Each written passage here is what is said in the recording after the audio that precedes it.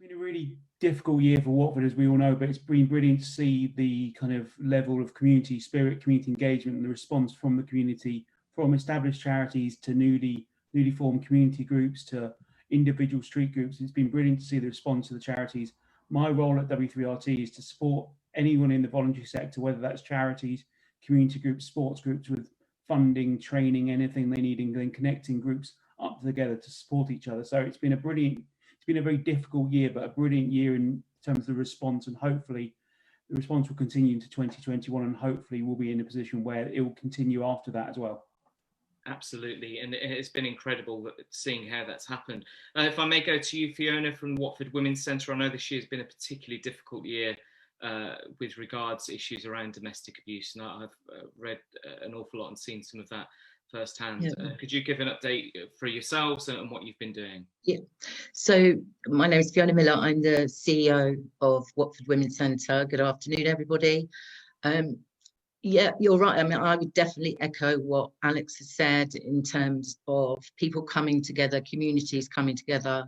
And I think for us, we found that local businesses, charities, individuals have all kind of pulled together to support us in what has been an extremely challenging time for us, particularly during the first lockdown, when we all had to adapt, be agile, change the way that we delivered our services, but at the same time make sure we were still providing that vital support that particularly victims of domestic abuse needed.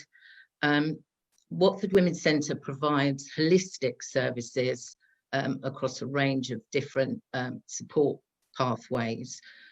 So as well as victims and survivors of domestic abuse, we also support women in need generally and our wider community. You know, I would say that some interesting things have emerged during this time. I myself have a particular concern around women in domestic abuse situations who have no recourse to public funds and are often unable to access safe accommodation. So that's certainly something I think should be at the forefront of our minds, and to look to how we can support those women. Absolutely. No, thank you for everything that you've been doing. I'd now like to go to Afzal, Hand on Heart, who've been an incredible boost this year with the work that you've been doing. Thank you, Dean, for that. Yes, so Hand on Heart, we are an organisation that serve primarily homeless people in central London, but we're also now going wider afield into local areas. Wow, last year we were operating actually from our living room back there, sort of serving. I think last year we did about 400 what we call essential packs. So these essential packs are basically items which are non-food items. So things like socks, underwear, t-shirts, hoodies, toiletries, and all that sort of stuff. Last year we did 2 drives and we distributed 400 in total. This year during COVID, it's been remarkable. We've done over 4,000 packs, have distributed 4,000 of these packs across London. And we've actually now moved to Watford. We've got a unit in Watford, which we're very, very proud of. We're operating out from Watford. And we're also serving local areas, including New Hope in Watford as well. So serving homeless people in sort of this area. So going up to sort of Luton, sort of other areas in Hertfordshire, St Albans, Hempstead. As I said, 2020 has been an absolutely remarkable year for us. You know, we did, as I said, 400 packs last year. We've done tenfold the amount during COVID. It is the demand. You know, we've noticed that the need is there. We've noticed that it's not only the homeless that we're serving, but we're also collaborating with One Vision and serving children from low-income families. And what we do there is we provide packs, school backpacks for kids from low-income families, and they're filled with all sorts of goodies, things like stationery and other sort of stuff they need for school. So that's us in a nutshell. fantastic, and it's been great to be able to go and work side by side in a very small way this year, and you've been doing an incredible job. Over to you, Emma, if you are happy to give a minute just update on what you've seen this year. Hello, so I'm Emma Power from Homestart in Watford and Three Rivers, and we support families with children under the age of 5. So ordinarily we would support over 100 families through home visiting in a year, and plus another 200 plus families through the work we do in groups and things like that. And one of the great things about Homestart is we don't just support families who are disadvantaged, we support families from all different walks of life and areas and things like that. So onset of COVID in March, we very quickly, like Fiona, had to adapt and change the way that we were delivering services, because we're very much a face-to-face community service. And we took on the whole lovely world of Zoom and remote support, and we've learned quite a lot, actually. There are huge benefits for families having that regular weekly contact through Zoom and through a telephone call, which we did. At one point, we were making over 90 phone calls a day. And it's something that we'll take with us into 2021 as well. So we'll continue to do some remote support. But we also realised how very much how important face-to-face support is needed. Yeah. We've seen a huge rise in mental health issues in families. This has been, very obvious. And we very quickly, we run a counselling service here at Homestart, and we very, very quickly got that back up face-to-face as soon as we could do safely. And we're experts now at closing and opening services as we need to. So yes, we can go in and out as quickly as we need to, but we did realise how important. So at the moment, our volunteers, so we have nearly 60 volunteers who work with us. They are doing socially distanced walks with families. So we're making sure that people can still see people. So we're doing a lot of that. Yeah, I mean, it's been a tough year, and I think one of the things that we're thinking of and looking towards in 2021 is we were very much involved as well, delivering food to families who needed it. But we think that we need to create opportunities for people to build back as well now. So, to support families to kind of, whether it be volunteering or learning new skills or getting themselves to college, I think we're really of that mindset as well, is how can we support people to build back what they had before. And one of the things that we've noticed, because we support all families and not those who are just in the disadvantaged areas, and there is a lot of disadvantage in Hertfordshire, that some of the families who are struggling the most now are the ones where they were working and jobs have been lost and things like that. So they've very quickly gone from one situation to a totally new situation, which they're not used to, and they don't know how to deal with that. So yeah, I hope that's a helpful synopsis of what goes on at Homestart. No, it's a fantastic synopsis, and thank you so much. And it actually ties in very briefly, I'll mention it a bit later, but I published a report a couple of weeks ago called Connected Communities, and ties into a lot of the recommendations in that around career volunteer pathways. So I'm really pleased you said that. Could I go now to Yolanda? Would you mind saying a few words, if that's okay? Hi, I'm Yolanda Greaves, so hello to everybody on the panel. I've had the privilege of, in a short time, getting to know Enoch and the One Vision team. I run a company named Sing On. I'm a vocal coach, a vocal tutor, a choir director, but I also run a music therapy service as well.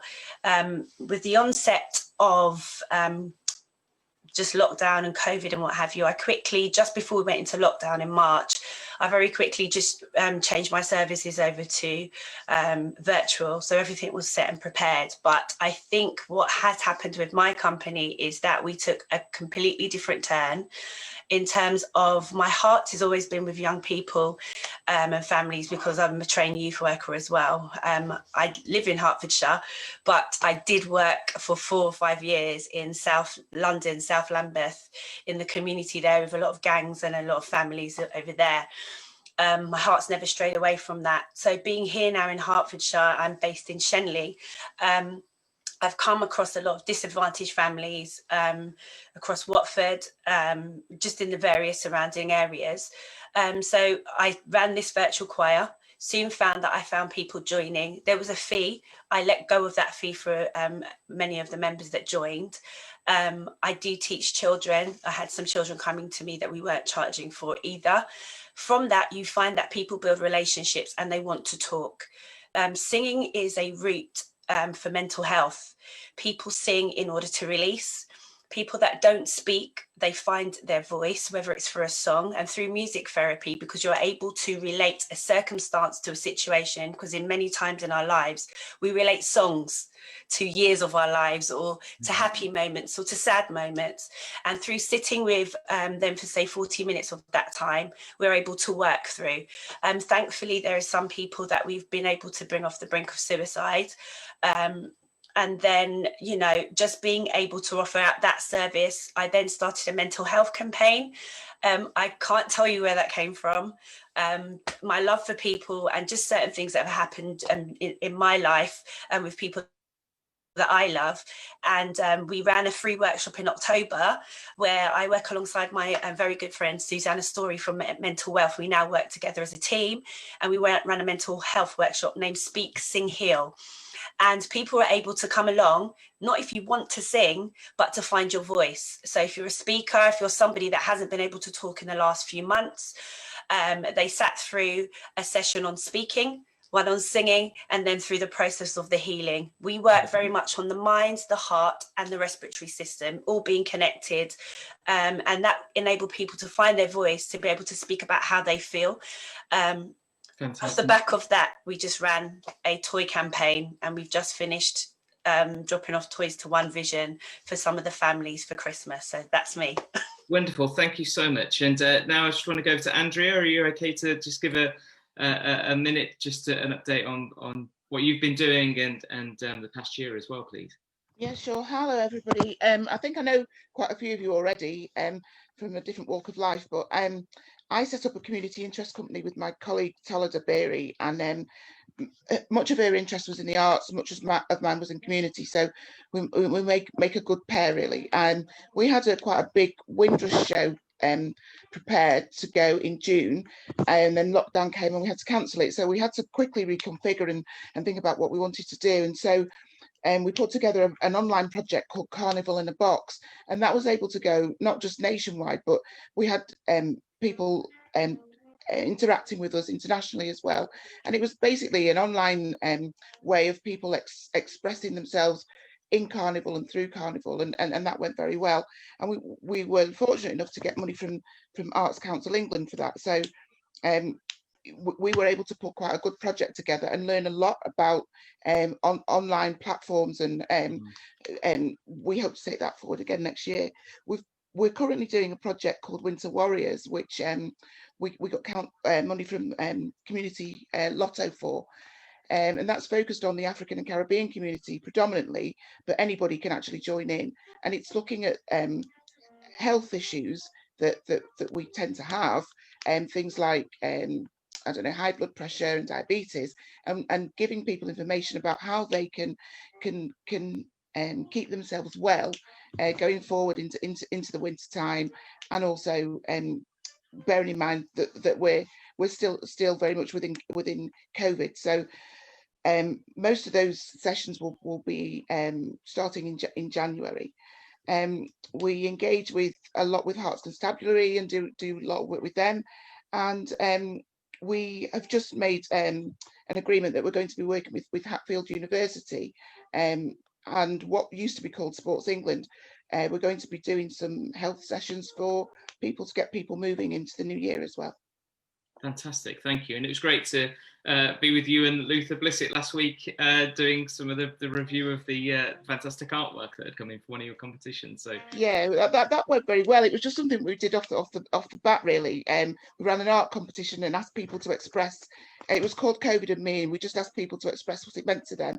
And then Sarah, who's the curator at the museum, came forward and said that she's actually really happy to display their work in the museum and the town hall, and she's going to keep their work as well, so that it's a permanent record of COVID in Watford. It's so fantastic. It really was wonderful to do that. I'm now going to go to Laura, then I'll come to Harjit, and then Enoch, and then start to a bit of a Q&A and discussion, really. So Laura first, if you don't mind. Hi everyone. Yeah, my name's Laura. I also work for Watford Women's Centre alongside Fiona. So she's sort of given an update of the Women's Centre. I've only been with the Women's Centre since the end of September, but my role is a project manager for a new lottery funded project. It's called My Ally, and I know Fiona is going to sort of talk about that later, but it's basically about we're going to be having volunteers, recruiting volunteers, and the recruitment's actually already started. It'll be women with lived experience of domestic abuse, and we're going to have a phone line and face-to-face support groups for women who are experiencing any kind of domestic abuse. And the phone line is it's filling a gap in the market at the moment. We're not a referral line. We're not an emergency helpline. We're going to I suppose our USP is that the volunteers are women with lived experience, and we're going to be providing emotional and practical support for women at any point in their journey, where they can call up and they can we'll talk them through situations they might be going through at the time. They also might just be having a really rubbish day and want someone to talk to because they don't have anybody day to day that they can talk to. The project actually it's not, it didn't come about because of COVID. It was already due to start before all that happened. But I think with seeing the impact that COVID has had, it's going to be something that definitely is probably more needed now.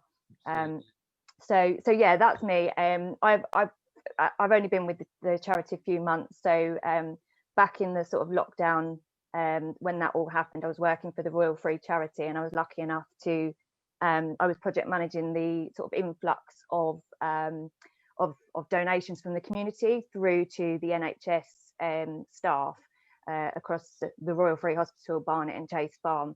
So that was we basically that was back in the day, when we thought that like toilet roll was going to never be around again, and everybody had to, oh my god, we've got to stock up. So we created by people donating, we created a staff supermarket where staff could come in after their shifts and pick up things for on the way home and stuff like that. So that was really nice to be able to actually see the community, the community spirit and people donating and wanting to support our NHS. But now I'm back in the community, and yeah, very excited about that. Well, wonderful. Thank you for all of that. Harjit, did you want to say a few words, and then I'll go over to Enoch, and then. Yeah, I'll just say a couple of things. I'm actually the chair of Watford Interfaith Association, so today I'm going to be coming from the perspective of faith groups. Really, we've all the activities that we were hoping to do, we actually did do, but on Zoom. And so the pilgrimage that usually takes place, we've actually we did that on Zoom, and again we had about 70-80 people that participated, and you were there as well, Dean, and some of the people on this group as well. But just to give you an insight as well, I also sit on a national Sikh body as well, the Sikh Council UK, and again, so I've got an insight to what's been happening nationally as well.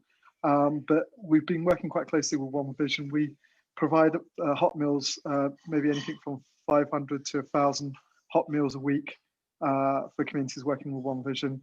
And so, for a lot of faith groups, it's been hard because a lot of income has been affected.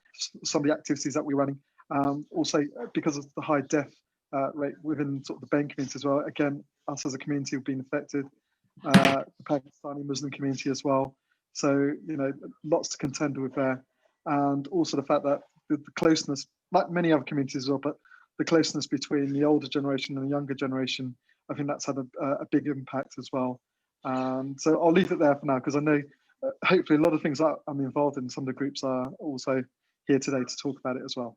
Absolutely, it's fantastic. And then last but definitely not least, over to Enoch. And I've just noticed, by the way, might have a slight technical issue, so we might need to have a couple of minutes break from the Zoom as we all log out and log back in about 5 or 6 minutes. I think I'm using my official parliamentary Zoom for this, and they have very rigid rules on how long meetings can last for, it seems. So I'll go over to you, Enoch, and then we might need to log out and log back in and hopefully restart on Facebook then as well.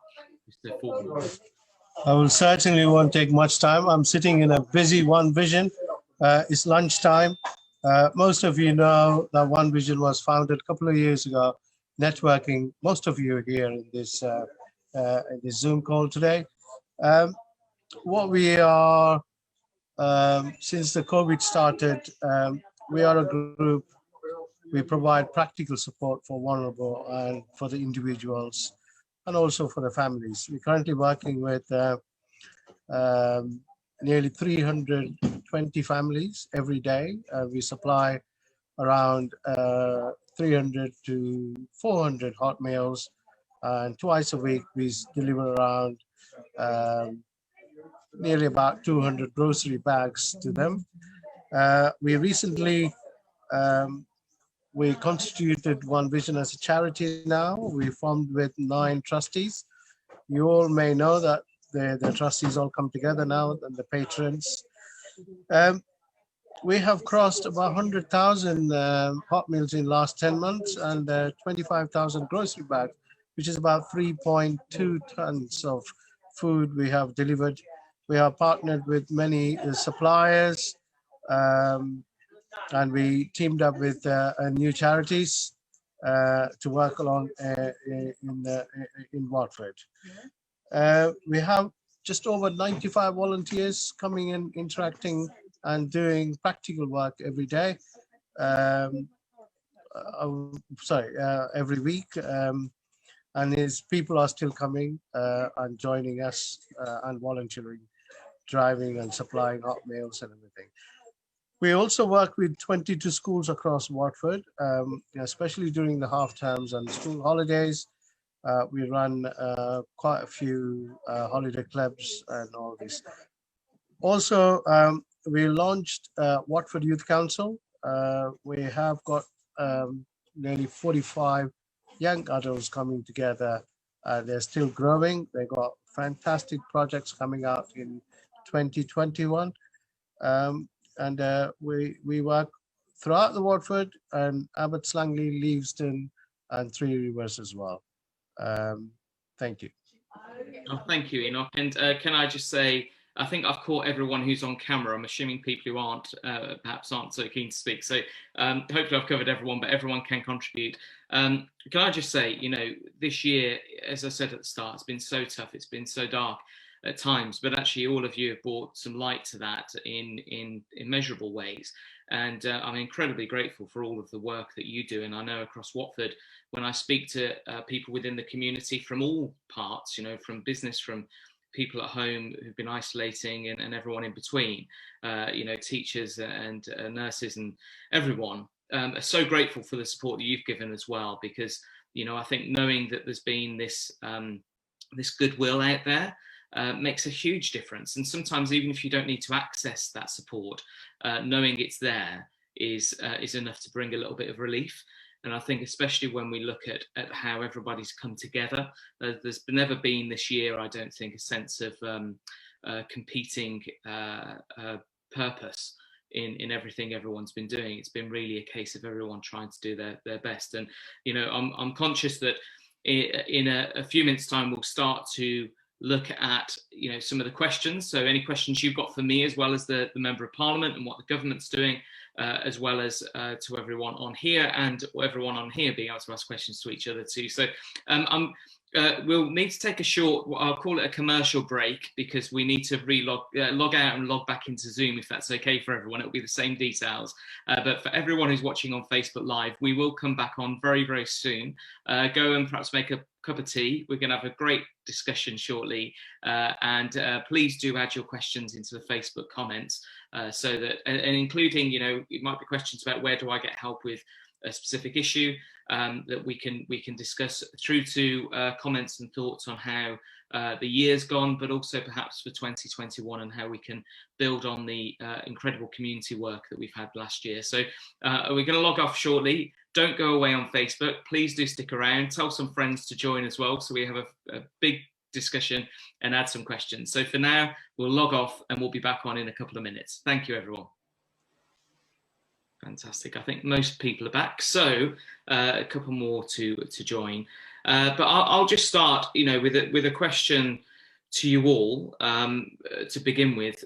I was just keen to get a sense from you, and not everyone has to answer, but perhaps I'll direct some of the questions in the first instance. Perhaps if I could go to you first, Enoch, from a community sense this past year. What do you think? What's your views of how the community has come together? I mean, I see some really great stuff that's out there, but am I correct in saying that, from everything that you've seen, that people have perhaps stepped up more this year in terms of helping their neighbours and supporting each other? What's your thoughts on that? I think COVID is, even though we're going through the tough time, I can see from all sort of age groups, you know, from even to start with my daughter, she's 11, and my son is 7, and we work around the schools as well. Even all the school children, the generosity and the compassion, all the charities across Watford, in one motive and one aim is to help others. And I can see here, sitting here, and I can watch every day new people coming here, either a form of donating, giving to someone, and also to support the volunteers here to help and do things. I think, you know, you can see the great compassion, not only in Watford, everywhere, when they come and give their time. And I have to appreciate, including yourself, Dean, and all the leaders coming out and put every agenda aside, and you wanted to help people. I have witnessed here at least once or twice a week. You know, we leave everything and we go and look for people who needed help. And I'm sure that we have a hope. We continue to have this cohesion and work together. Absolutely. No, thank you. And you know, looking at you, Emma, if I may, I mean, from a Homestart perspective, you know, how have you seen people change and adapt this year to the challenges we've all faced? I think that's a difficult one, really, isn't it? I mean, for the people that we're supporting, it's been incredibly difficult. So I think they found changing and adaptation very difficult. The staff team here at Homestart and the volunteers that we work with have been incredible, been absolutely amazing. So the amount of work that happened in a week to be able to make phone calls and access all the records and everything that we needed remotely from home environments was just, you know, outstanding. But and we kind of found it was actually harder to come back than it was to close down. So to make that step to being a community service and then becoming a remote service, compared with how difficult it was to open services back up, and the risk assessments and the fear around actually getting close to people, well, not close to people, but just literally coming back out into the community was huge. And that fear is still there. There is still a big fear about people's futures, about catching the virus and all these things. So yeah, I think the people we support, perhaps they haven't coped with change and adaptation very well at all. And I think that's why we're seeing this significant rise in more serious mental health issues. So the underlying mental health issues, which we're all kind of aware of, charities that work with emerging needs, we're all very aware of those ones that are kind of just bubbling along, but these have escalated into bigger problems than they were before. So I think, you know, going forward, this is going to be a real issue for people and charities to be able to support that need. Yeah, you're totally right. I mean, I think this past year especially, I mean, many of you may already know, I've been launching this aim to train 1,000 mental health first aiders across Watford, and I'm really excited to say one of our trainers, Marilyn, is on Facebook at the moment, and she is she's just said she did the training. Well, I knew she was doing it, but she's done the training yesterday actually. So the Chamber of Commerce is doing an incredible job in getting people trained to do that. But I think, you know, the fallout of COVID I see is in part, you know, how people recover from it, not just physically, but also through mental health. And it's a really big challenge. I mean, from a perspective of yourself, Fiona, if you don't mind me coming to you, of course, one of the really devastating parts of this year has been the rise in domestic abuse, which very much ties often into mental well-being and mental health issues. What's your take on how do we come out of this next year? Well, I think I've kind of mentioned before, what we've experienced has been both, you know, concerning and worrying, really. So during the first lockdown, because there were women and families in those, you know, extreme family situations, lots of pressure, children at home, you know, there's lots more additional pressures that family are facing. And where there was abuse in the home, people didn't have access to their normal support networks. So they couldn't go and have coffee with the mum after they dropped children off at school. They couldn't visit their GP. They couldn't do all of those things that might have been keeping them going prior to COVID. And what we found in our organisation is the phone started to go quiet, which was really worrying because people were not able to reach out for, you know, for various reasons. You know, it's not always physical abuse, as people know. It can be all sorts of things, tech abuse, coercion and control. So we found that the women that would normally reach out to us were unable to reach out to us, and obviously weren't able to access their normal support networks. When the COVID restrictions relaxed, we had a 38% increase in inquiries and calls for domestic abuse support. Immediately, the restrictions were relaxed, which was, to me, was just evidencing what we were worrying about in the beginning, that it was very difficult for people to do that. I think a bit like Emma's service, we are a face-to-face service. One of our sort of core core elements of our service is that we provide, or we're able to provide, a safe space for women to come, and you know, they may take up different services, education and training, they might get some legal advice, they might sign up for counselling, whatever pathway they choose. The important thing about us coming out of COVID is that we return to that physical safe space for women, because we are the only women's centre in Hertfordshire, and it's such a valuable and important element of what we do, that women can actually come into our centre, feel safe. They don't have to disclose, particularly if they don't want to disclose, but there is a safe space for them to come. Remotely, that has been extremely difficult. And I think, you know, again, next year, the theme of what our work will be focusing around is recovery. And we will be hopefully working towards returning to physical safe space where women can come and engage with us and be supported by us. That's really good to know. And I think, you know, as we start to go through next year, especially now we're getting, you know, positive news around the vaccine and increased testing and all of these things, you know, I'm as disappointed as anyone that we're in tier 3 again in Watford at the moment, but I'm confident we'll come through it next year, and hopefully that face-to-face will alleviate everyone, not just for people who need the safe space in Watford Women's Centre, but also more broadly. Of course, if I may come to you, Alex, you know, there's an awful lot of charities across Watford, and I know you work with many. I mean, what's been the impact of this on the charity sector? Because as much as the charity sector has been needed, I know it's also had an impact on the ground with those who are involved as well.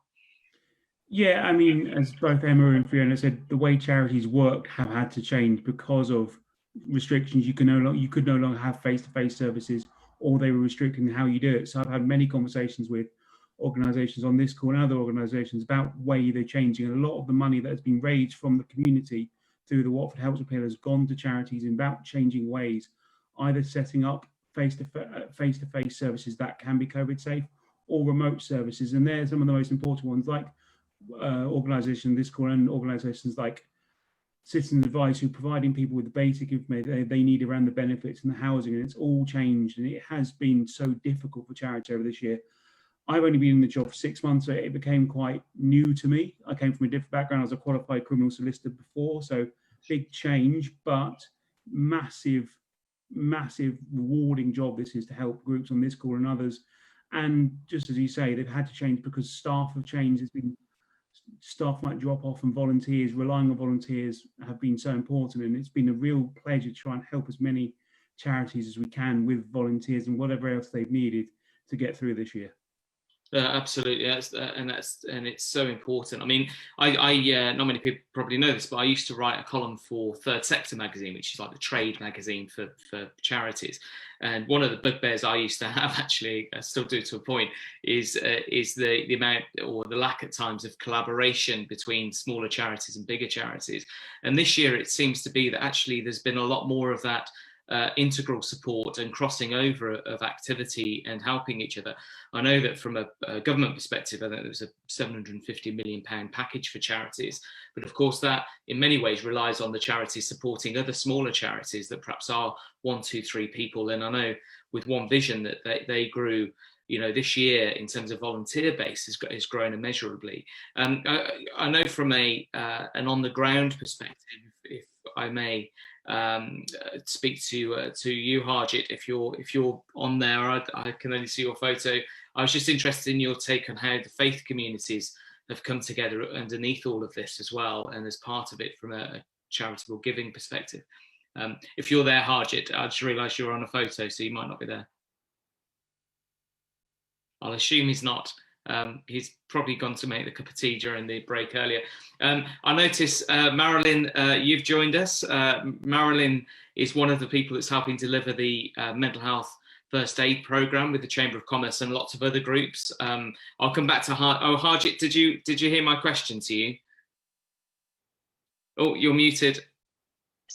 Sorry, I just missed your question because I had someone speaking. I was just saying that one of the challenges often is how bigger organisations work with smaller ones, but also then across the community how we work together.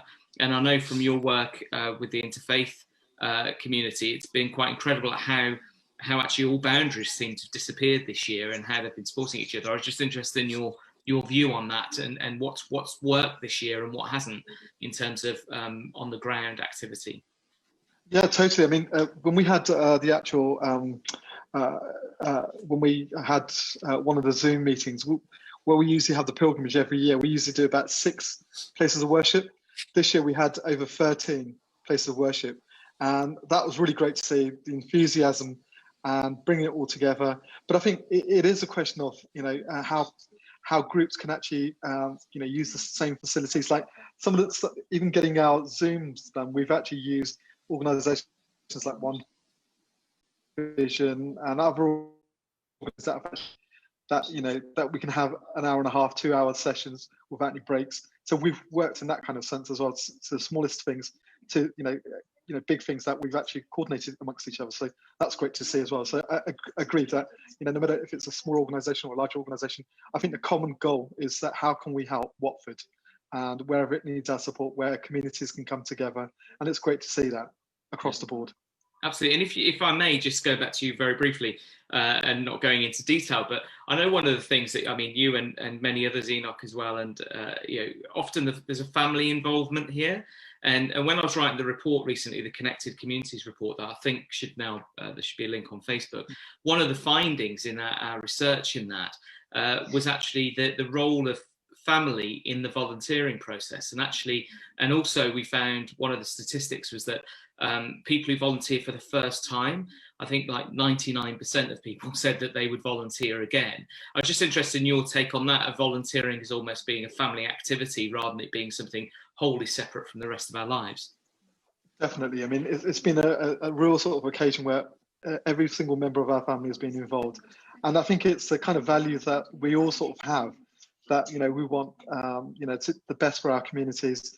And it's also, I think, from a well-being point of view, I think having that connection, you know, with our community and keeping that alive, I think that's really important for their well-being as well. Because we've heard a lot about young people suffering from mental health issues, well-being issues. So I think, again, that's another emphasis of how they can actually keep themselves occupied, you know, felt really sort of, you know, that for them to feel that they've got some worth to put back into our community. So again, I mean, I would try and encourage it wherever you can, bring your families involved, because it's a great support mechanism for yourself, and the fact that you're actually helping your families, you know, to actually work together and understand the bigger picture as well. That it's not just a family, but we're all a family, if that makes sense. So we're all part of this big family. And it opens one's eyes, especially for younger people. Now, I was going to come to you, Marilyn. You've kindly joined us. I know Marilyn's helping with the mental health first aid program that I mentioned earlier as one of the trainers. Marilyn, would you like to do a very brief introduction and just give us a quick overview of what you've been doing? Yeah, I guess if I go back 20 years, I first kind of just became aware of mental health myself when I contemplated suicide in September 2000. I then rang the Samaritans, and that was my first inkling that you could make a difference just by actually speaking to someone. At the time, I was studying to be a chartered accountant, so I gave that all up and became a coach and therapist instead. And that's what I've been doing for the past 20 years. And, you know, the thing I just wanted to share today, which you kind of mentioned, is that your initiative with the Chamber of Commerce, funded by Camelot and with the Wellspring Church, the training was this week, the exams were yesterday. And so I found out yesterday afternoon at 2 p.m.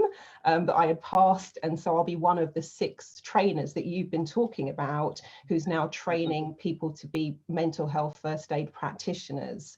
And with your help and with the funding from Camelot, it also means that smaller organisations and charities, if they don't have the money, they can arrange with the Chamber of Commerce, where we'll actually train some of their staff free of charge. So meeting that aim of Watford becoming a well-being town. And just one thing to say in terms of just listening to the conversations here, it's just kind of a reminder, because I've been working online, coaching and training online since 2005. So 15 years is quite a long time, but just a reminder that the reason the Samaritans started as a telephone service, and it's been going for over 50 years. So I know that face-to-face is the ideal, you know, cherry on the cake, but do also remember that for, you know, almost half a century, people's lives have been saved by being able to pick up the phone. So that's why I've never discounted, you know, the online and the remote, because I know that it still adds a massive amount of value in the times where people can't make it face-to-face. Yeah, absolutely. Oh, thank you, and congratulations on passing the test. I don't know whether Chris Luff from the Chamber of Commerce has as well. He did. That's good to know. It's good to know. I was chatting to him just this week on it. Fantastic. If I may, I'd love to come to UFSL from a hand on heart perspective. Obviously, there has been, as Marilyn said, a very virtual approach to this, but very much what you've been doing, and many of the organisations here have been physically, you know, not just hand on heart, but hands on overall in terms of help. How have you felt that's worked, you know, especially given the challenges of lockdown as well? You know, it's been interesting. I mean, it's been an interesting year in that, you know, when COVID started, when lockdown started, one of the challenges we had was supplies. I mean, everybody had closed. You know, we just could not function, just couldn't operate, because all the supplies that we could ordinarily receive, they were all closed. So it was a huge challenge in the onset. But what we found was, as things eased, what we found, and I think it's the word that we all could associate with, is we started to adapt. We started to adapt to the situation. And how we did that is, as I said, last year when we were operating from our living room in Ealing, we had about 50 to 60 volunteers come home, and they would do all the packing, all the assembly, and we used to all be together. Just couldn't do that anymore. All the social distancing guidelines and so forth. So we had to adapt. And the way we adapted was we sort of worked out a system where we could, A, we started to get the supplies, and B, we started to send the supplies to families. So the families who used to come home, they all sort of were on board, because during that time of lockdown, you could understand schools were not operating, people were working from home, they wanted things to do. So we were giving them that opportunity. So we were sending them the supplies to their homes, and they were doing the packing in the comfort of their home. So this last campaign we've just done, we had 42 families take part. They each assembled 25 backpacks, which amounted to over 1,000 backpacks. So what I'm saying is that the way we're operating at the moment is all about how we can sort of look at the situation, operate the best and the safest way we can, because it's got to be safe not only for the volunteers who are taking part, but also for our guests who we're serving, because we've got to make sure that everything's done with sort of the guidelines that are given to us. We've got to start wearing masks, we've got to wear gloves, all that sort of thing. So there's a lot of things that we've had to take on board, and it's been great. I mean, Haj, you mentioned earlier about families. We've got 200 volunteers at Hand on Heart. Majority of those are families with kids, and the well-being, the enthusiasm we get from the kids is astonishing. Now, what I think COVID, yes, it has been detrimental for a lot of people, but what it also has brought is a lot of positivity in that people have got involved, volunteering for the first time. And I think that has been one of the benefits that we can take from this pandemic. No, absolutely. And I think one of the interesting things in the report I mentioned, the Connected Communities report, was in the first lockdown, because that's where we did most of the analysis, there was a real sense, there was overall people's views of lockdown from a community perspective were positive. The lockdown itself, they didn't enjoy that, understandably, and the challenges of that. But from a community perspective, they felt it brought them closer, and actually they got to know their neighbours more. If I may come to you, Andrea, if I can, sorry to throw a question at you. I was just interested in your view, because one of the real challenges of this is helping make sure that our community and community overall are sort of wedded together and support each other. How have you found that this year, and what could we do next year to build on that where it has worked? Well, it's very difficult, and one of the things that we do is a lot of signposting for people. So we don't provide the actual training or the support, we just recognize that there's an issue and we know where we can send them. And that has been very difficult during lockdown, because usually I'm very mobile and I'm out and about and I'm meeting people face to face, and often the problem they have, you pick up not in the direct words that they say, but you pick it up in their eyes or in the background of the actual conversation. And so that's very difficult to do, and not a lot of them have access to Zoom. So we're linking with as many organisations as we can and trying to establish exactly what it is that they do and what it is that they have that's available, and signposting people. And I was just typing a message to everyone, but I might as well just as easily say it now. We're very fortunate in Watford in that we have very, very good schools. We've got 7 schools where you have to take the test, which is the equivalent of the 11 plus to get in. And what that does at the other end, it gives us a huge number of kids that go to university, many more than most towns. I don't think a lot of people appreciate just how many children we send to university from Watford. And they're all coming home, and today and tomorrow, we will have added to that all of our GCSE students and all of our A-level students, all at home with no mental health or wellbeing support. I don't know if the rest of you have come to appreciate that, but that's what we have, and we have nothing to give them.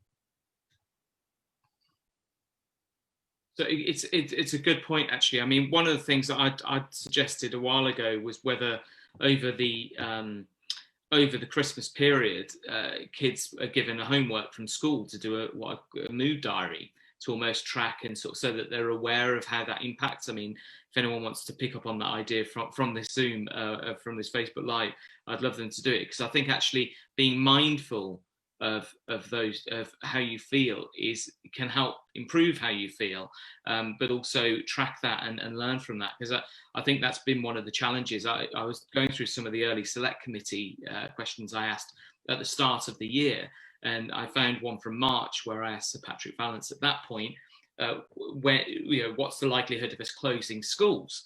And back then, obviously, that was the big concern. And I know one of the big fears that was put out there was that if we close schools, that's going to have a massive impact, not just on education, but on mental health. And I think that's why it's so important they're reopened.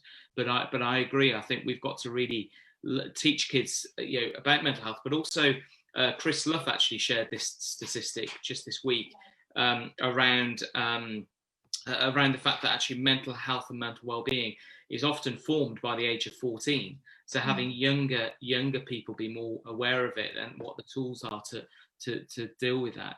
If I may, I'd like to go to you, Yolanda, from very briefly, if that's okay, from your experience, because obviously you mentioned about singing, and one of the things that we've not been able to do is get together. And one of those aspects of lockdown, sadly, has had to be that we've not allowed music or singing venues and so on to open. I'd just be interested in your take on how that's inhibited what you do. Honestly, it hasn't, because I refuse to allow it to. I have 3 children of my own, one at university and the other end of the scale, one in reception and one in year 2.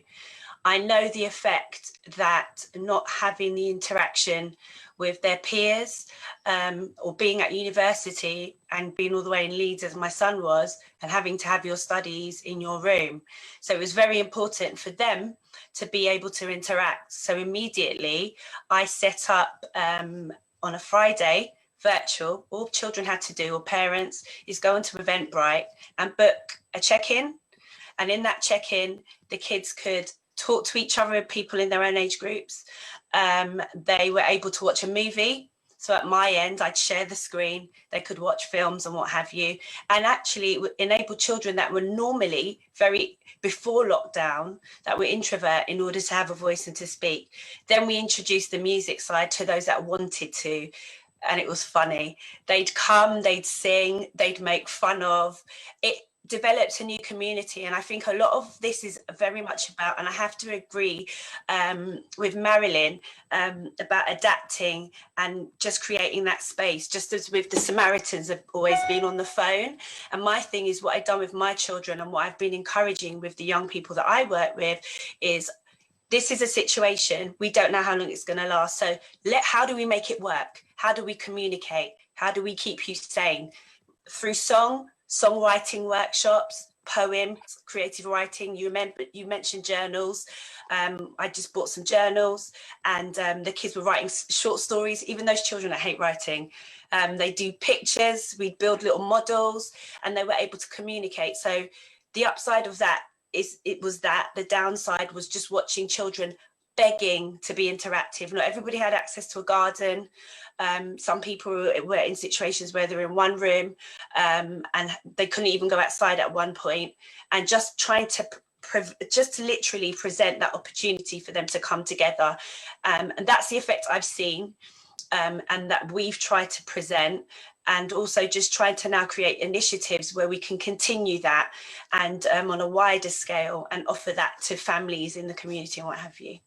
No, absolutely. Thank you. And I know that we've got probably just a few minutes left, and apologies for overrunning slightly, but I think it's such a, we could probably do this all day and still not cover even a 10th of or 100th of what we'd like to. One of the things that, going back to this report that I mentioned, the Connected Communities report, one of the aspects that really shone through on that, especially in our recommendations, was around volunteering pathways. But the fact that this year I think a lot more people probably volunteered for the first time than perhaps ever. I mean, I don't have any stats on that, but I'm sure it must be true. I just wonder if I could come to you, Emma, just on this.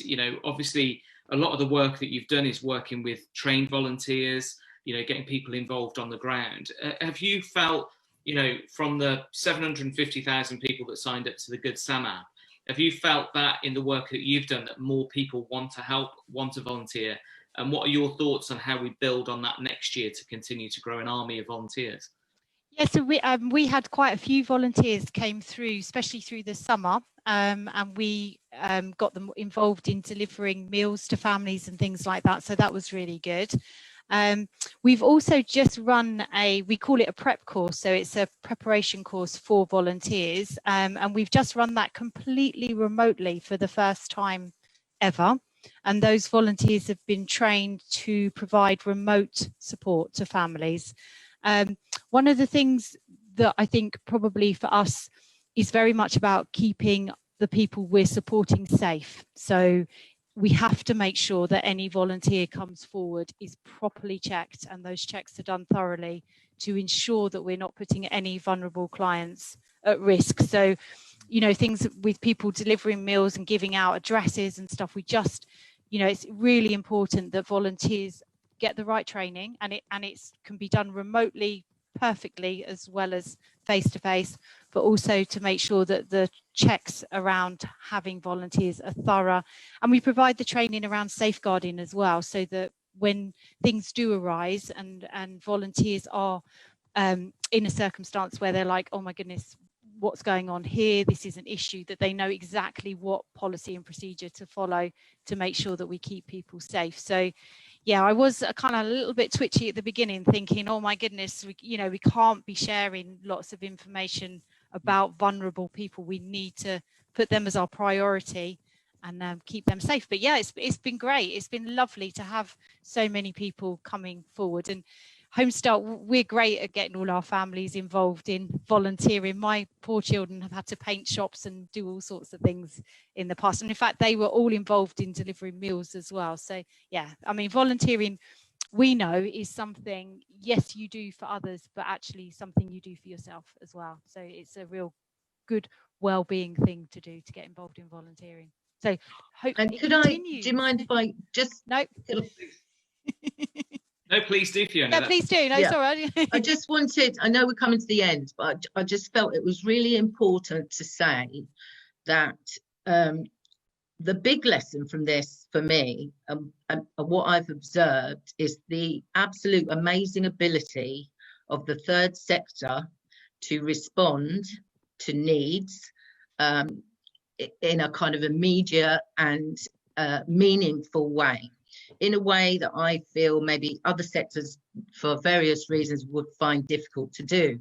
And I think because, you know, this pandemic has revealed how effective the third sector can be, that we should build on that, that we should find a way to, you know, learn the lessons from this, take the good practice, look at how we can collaborate better. And I noticed the other day, I just came across, I don't know if anyone else has, that the Ministry of Housing, Communities and Local Government have released a small bit of funding for organisations to come together and to learn lessons from COVID in terms of designing and developing new ways of delivering these really vital services to people in need. So at this stage, I don't know who would lead on that. I know I've mentioned it to Alex, but I just feel that it's been, you know, we have all talked about community and how amazingly people have stepped up, and all the different charities that do all this amazing work.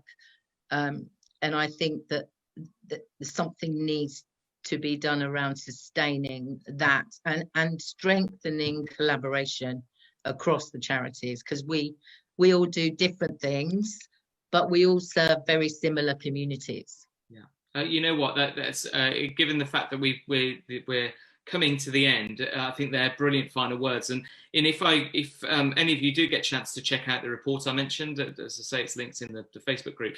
One of the points actually you made, Fiona, is one that's in that, which I 100% agree with. And you know, I've proposed in the report with colleagues that we create a Minister for Volunteering that actually looks across the different departments of government about how do you actually activate volunteering, but actually get charities so that they can work together. Because often I've found that people who volunteer with one group probably volunteer with other charities or in other ways as well. So there's a collaboration at different levels, but sometimes I think there can be a lacking collaboration of some of the back office support as well. I remember when working with very big charities over the years myself, that they might have really massive offices, huge teams doing marketing and all these things in the background, whilst charities who are much smaller are struggling to get to do the frontline work because they're stuck doing paperwork and stuff in the background. So I think there's a great need for that collaboration. As I'm conscious of time, I'll come very finally to Enoch if you want to say a quick word before we finish off. But thank you so much for organising this. Oh, thank you. Thank you, Dean. Like I just typed in, I'm sure that we all worked hard and we all deserve at least a day break during Christmas time. I wish you all and your family a Merry Christmas and to Watford. I think 2021 community cohesion and supporting mental health is our subject, and we all will come together and support the most in need. Thank you. Absolutely. Well, thank you, Enoch. They're wonderful words to end on. Thank you, everyone who's watched, everyone who perhaps isn't watching live, but perhaps is watching the recorded video. I'm hopeful perhaps we can do this more regularly. I'm very conscious that I've had it a bit easy because I'm sure many of you wanted to ask me some difficult questions about what government are doing, which I'll gladly feed back to government over the coming weeks. So please do reach out to me directly if I can be of help. So my email address is dean.russell.mp@parliament.uk. All of the charities here have been listed, so I know that they're ready, willing and definitely able to help in whatever circumstance you're in. But for now, I just want to say a huge thank you to each and every one of you. Merry Christmas to you all, and thank you, and let's look forward to a very positive 2021 and build on the incredible community spirit that you've all encouraged and delivered upon in 2020. So thank you all, happy Christmas, and see you all next year. Thank you. Thank you, everyone. Merry Christmas all, Happy New Year. Thanks for this, guys. Everyone. Thank you, everyone. Bye. Stay safe. Bye.